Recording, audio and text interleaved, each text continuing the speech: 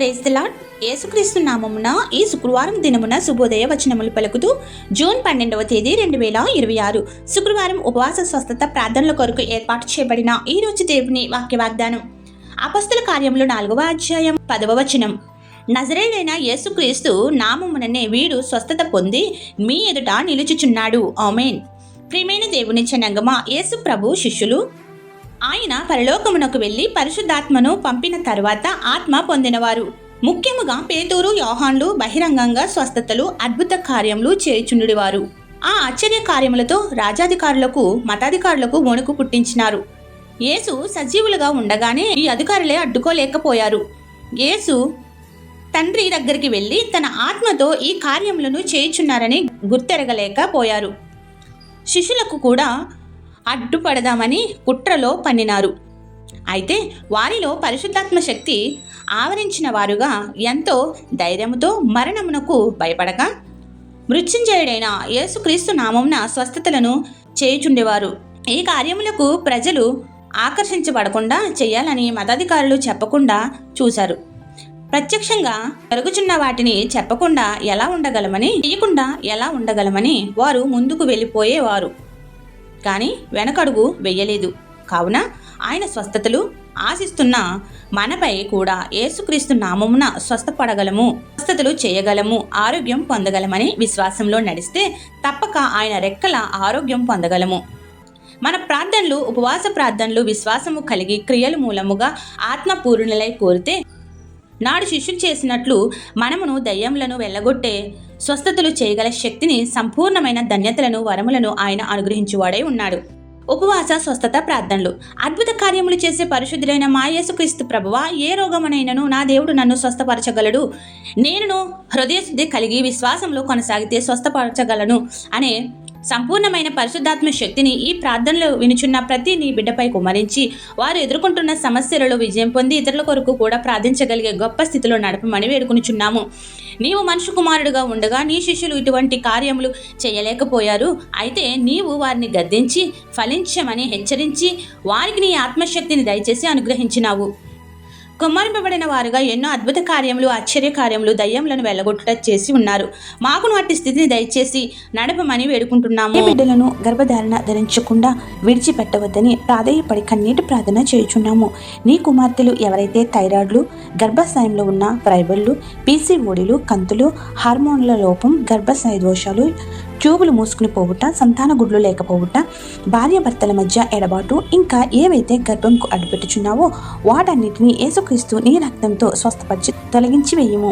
అలాగే గర్భం ధరించకుండా అడ్డుపెడుతున్న మాంత్రిక శక్తులు, చేతబడులు, చల్లంగులు, అపవాది శక్తుల మందుల దోషములు, పాపములు, శాపములు, చెడ్డ మాటలు, వాటి క్రియల పరిహరింపచేసి పరమవైద్యుడైన యేసుక్రీస్తు నామమును స్వస్థపరిచి 12 బిడ్డలను అనుగ్రహించుము. నీ నామఘనతకు సాక్షులుగా వాడుకునుము. గర్భధారణ సమయంలో ఇబ్బందులు తొలగించి మంచి ప్రసవం అనుగ్రహించుము. తల్లిదండ్రులుగా పిల్లలు భవిష్యత్తుపై ఆందోళన చెందుతున్న వారిని ఉజ్వల భవిష్యత్తుతో నింపుము. వారిని భయభక్తులు గలవారిగా చేయుము. వివాహము కాని వారికి మంచి సంబంధాలను ఇచ్చి ఘనమైన వివాహములను చేయుము. ఉద్యోగం లేకుండా ఉన్న నీ పిల్లలకు యేసుక్రీస్తు నామమున ఉద్యోగములు, ఉపాధి కల్పించుము.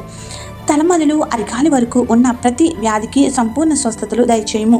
తల వెంట్రుకలు రాలుట, తలకు సంబంధించిన, కళ్ళకు సంబంధించిన, ముక్కుకు సంబంధించిన వ్యాధుల నుండి స్వస్థపరచుము.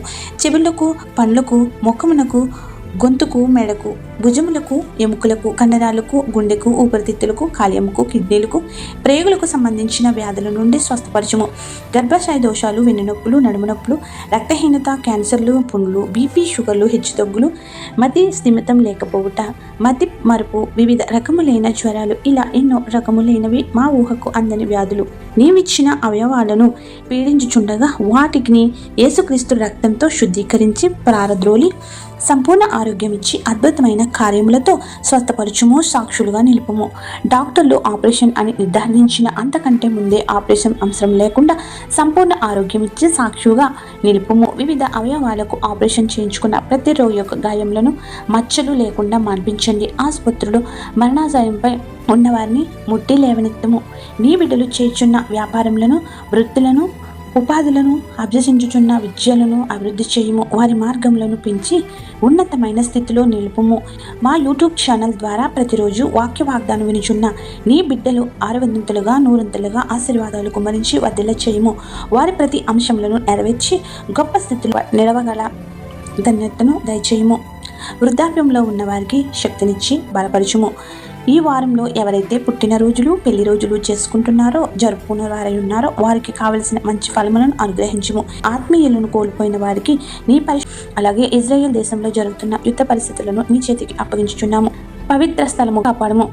మా రాష్ట్రములను దేశమును సువార్తకు అనుకూలము చేయుము. మా దేశ పాలకులు మంచి జ్ఞానముతో నింపి నీ ప్రజలకు ఉపయోగపడే సాధనములుగా వాడుకొనుము. ఈ ప్రార్థనలో పాల్గొన్న ప్రతి బిడ్డ యొక్క మనవిని ఆలకించి వారి సమస్యల నుండి ఉపశమనము కలిగించి దీవెనలు కుమరించమని వేడుకొనుచున్నాము.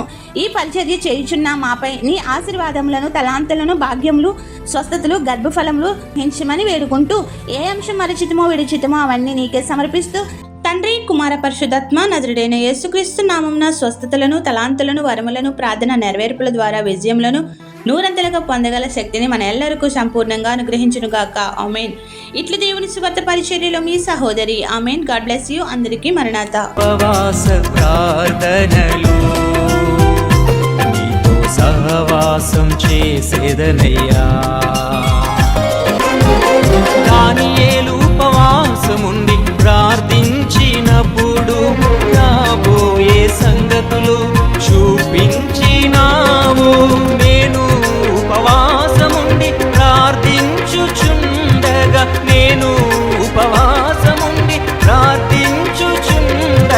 నూతన దర్శనము నాకు దయచేయుము. నా ఉపవాస ప్రార్థనలు నీతో సహవాసం చేసేదనయ్యా.